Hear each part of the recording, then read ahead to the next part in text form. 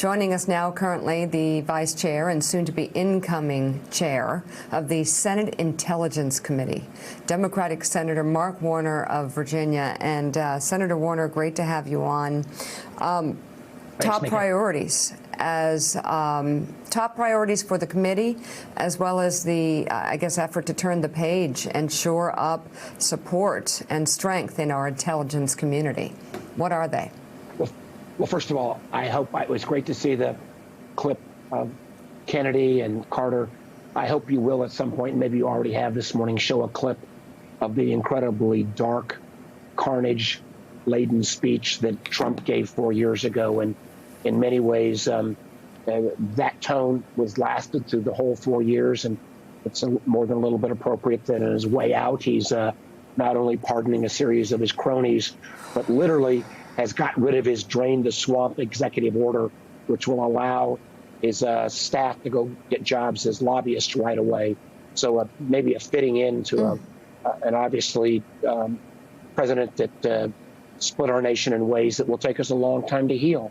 Let me tell you about the Intelligence Committee. I mean, the good news is we had a great hearing yesterday with Avril Haines, the new Director of National Intelligence. She was introduced by Dan Coats, the former Republican Director of National Intelligence, a former Republican senator. It set a bipartisan tone. I thought the questions were great. Our Republican colleagues, I think, probed appropriately. In our closed session, we really had a great discussion of where we need to head. And I'm confident that we're going to come out today or tomorrow with an overwhelmingly bipartisan vote to move to confirm her. So good news there. In terms of agenda for this committee, first and foremost, we've got to restore the faith and confidence that the intelligence community can speak truth to power.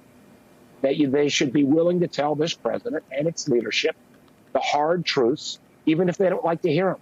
And there should not be any politicization of the analytical product coming out of the intelligence community. That is absolutely critical. And we've seen that politicization as recently as in the last couple of weeks, where the White House actively watered down the attribution to Russia in the so-called SolarWinds hack.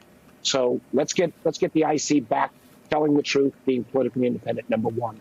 Number two, I want the committee to look at the rise of these right-wing anti-government extremists in this country, but also their connections and ties to those same kind of anti-government extremists in Europe, and how that anti-government extremism is being promoted by Russia and others. Terribly important. We're going to need to take a look at the role of social media, something our committee started on. We were the first in many ways, starting with the Russia investigation, to point out how these platforms are manipulated. That manipulation of 3.5 years ago is child's play compared to what has happened in the last 12 to 18 months. We cannot rely on the goodwill of a couple corporate CEOs to get it right. We need some rules of the road. Third, we've got to continue to look at cyber and the fact that the ability of nation states like Russia, Iran, and others to launch asymmetrical conflict with us. We need rules of the road. Hey, thanks so much for watching our YouTube channel. You can follow up on today's top stories and breaking news, or catch up on your favorite MSNBC shows all in one place. Download the NBC News app today.